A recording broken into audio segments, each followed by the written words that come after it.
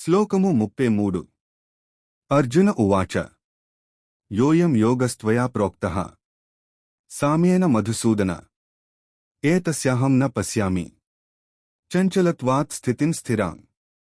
అర్జునుడు ఇలా అన్నాడు, మధుసూదన, మీరు చెప్పిన ఈ యోగం సమత్వంపై ఆధారపడినదిగా ఉంది.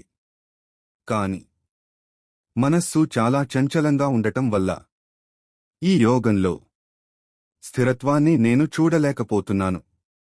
శ్లోకము 34 చంచలం హి మనః కృష్ణ ప్రమాది బలవదృఢం తస్యాహం నిగ్రహం మన్యే వాయోరివ సుదుష్కరం.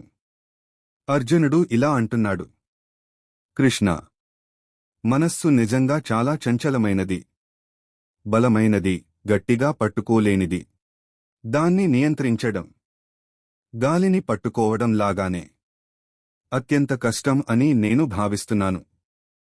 శ్లోకము 35 శ్రీభగవానువాచ అసంశయం మహాబాహో మనో దుర్నిగ్రహం చలం అభ్యాసేన తు కౌంతేయ వైరాగ్యేన చ గృహ్యతే.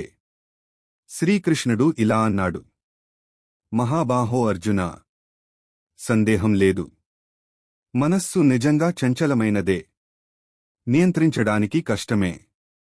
కాని నిరంతర సాధన, అభ్యాసం మరియు విషయాసక్తి విడిచిపెట్టడం, వైరాగ్యం ద్వారా దాన్ని నియంత్రించవచ్చు.